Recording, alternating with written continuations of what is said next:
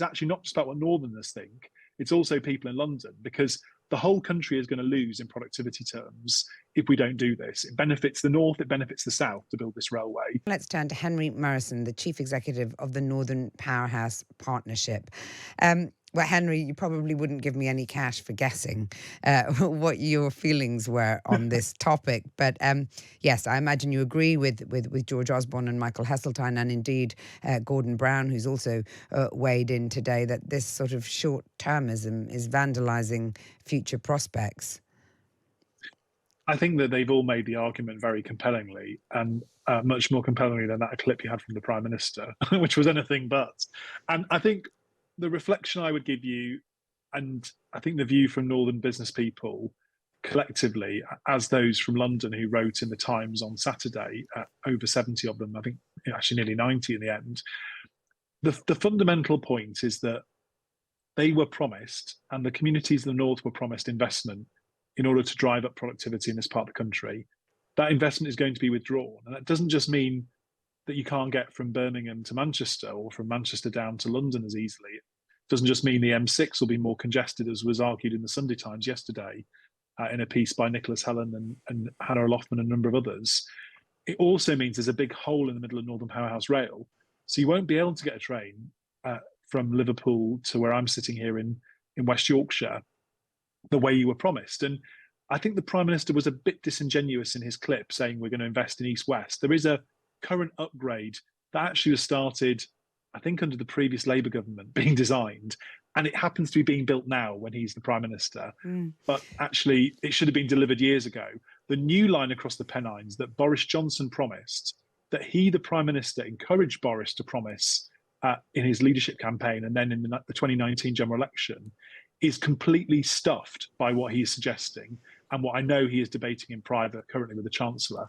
I just hope that Jeremy, being a long-standing supporter of the North of England, stands up for this part of the country, because the Prime Minister, who happens to have a seat just down the road from me in Richmond, doesn't seem to be doing a very good job of that.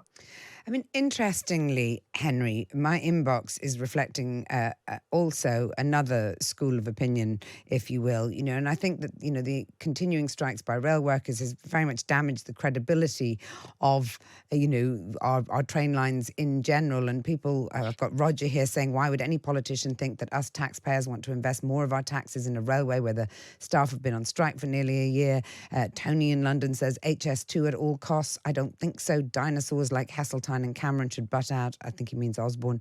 They've had their chance to make a lasting change and blew it. I mean, there is another school of thought, which is that it, as Ben Clatworthy just laid out, that the costs they've quadrupled. And the question, I suppose, is whether we can afford it and whether it's worth it at 100 billion. So the thing about it, and you have to compare this, right, with other things the government spends money on. So 100 billion is a lot of money. I completely accept that. But you don't ever pay 100 billion, right? You pay a few billion every year. And the government spends money on lots of things, actually, as you and your listeners will be well aware. We spend a lot of money on housing benefit. And as George Osborne has made the argument about on his podcast, Political Currency, available, I know, to download. And the first two episodes... What are you doing advertising George Osborne? Has the world really gone to hell in a handcart? I mean, he's still our president. So obviously, I'm not... I hasten to add, I have no... Does he make you advertise his podcast when you do live? He doesn't, but it's a very good podcast. And I know that many times radio listeners would enjoy it. But the reason I make the point is that when you look at what the housing benefit bill is, that is more than the cost of HS2, Mariella. So no one's coming on the radio today saying, why is the government not built enough council houses or social housing? Why is it we're spending all this money on housing benefit? There are lots of people out there. But housing benefit benefits people right across the country and is essential for a lot of people to have a roof over their head, whereas HS2 it doesn't tick either of those boxes. And I haven't made my point very well, actually, Mario. What I meant was, the government spends more and more every year on housing benefit because we didn't build enough houses. Where is the person saying we should build an extra 100,000 council houses every year in order to cut that bill? Does that make sense? So I suppose what I'm saying is, because this is a line item in public spending, and when you add the annual spending together, it comes to a big number, people realise how much we spend on it. Over the course of the same time when we'll be building HS2, we're going to spend a lot more in housing benefit. and you could cut that bill by building more houses, which I happen to think is a good idea. I What, suppose the point it, I'm trying to make is that you've got to compare this to something, Mariella. Like 100 billion is a lot of money, but also the amount of taxes that people in the north pay is massively less than people in London and the southeast, and that's because we earn £8,000 a year less here. And the reason for that is largely because it's so hard to get places. It's hard to get to work. yeah. It's hard for businesses to move people around. Well, so if you don't build this stuff, you don't get the higher taxes, which pays for the public services that we need every day. Yeah, I mean, you said that I mean, not you, the Prime Minister's talked about alternatives. Are there really not any? I think that the alternative was examined by Boris Johnson. So he commissioned Douglas Oakerby, a very eminent figure, liked by the Conservative Party, actually, but liked by many other people and trusted. And he said, you might not like HS2, but now you've built phase one largely, you can't stop because you would get nothing for all the money you've already spent. And that will be a complete waste of money. And do you know how much has already been spent?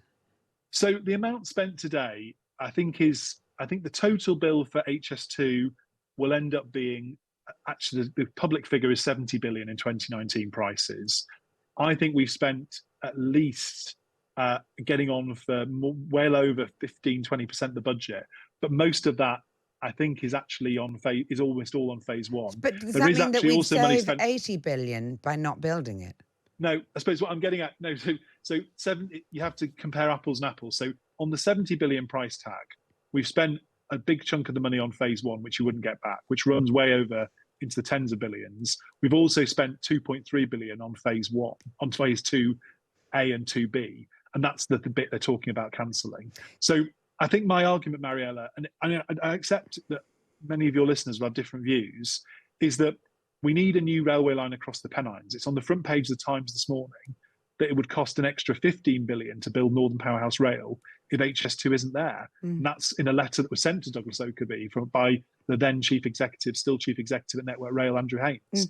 And has been there this morning. So you either, if you want to do the east-west stuff that Rishi says he's committed to, but I'm not sure he really is, to be honest, then you are going to spend a big chunk of the HS2 budget putting in stuff that HS2 was going to build, but that would then need to be part of Northern Powerhouse Rail. But then you'd also need to find other ways to improve capacity going between London and Manchester. So by the time you do all of those things, it's cost almost as much. Henry, just before I let you go, no, it's just that time is obviously short.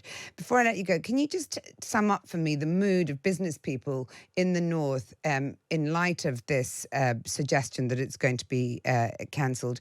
Those who've invested in projects that were dependent in one way or another on HS2. I mean, they wrote to the Times because they feel very strongly about it, Mariella. And what they said, and myself and John Dickey, the chief executive of Business London, have actually written today in the Evening Standard and in the Manchester Evening News, reiterating their arguments, because it's actually not just about what Northerners think, it's also people in London, because the whole country is going to lose in productivity terms if we don't do this. It benefits the north, it benefits the south to build this railway. And in the north of England, I think the business leaders who have invested, I mean, we've got foreign direct investment has been going up massively in the north of England in the last 10 years. It's now got a bigger share of the UK than London gets in FDI. All those international businesses who come and set up in Manchester, being told there would be this new line across the Pennines, Northern Powerhouse Rail, a new line to London, and they were misled. And when Grant Shapps was on the television, he said, all this east-west line, Northern Powerhouse Rail, nothing to do with HS2.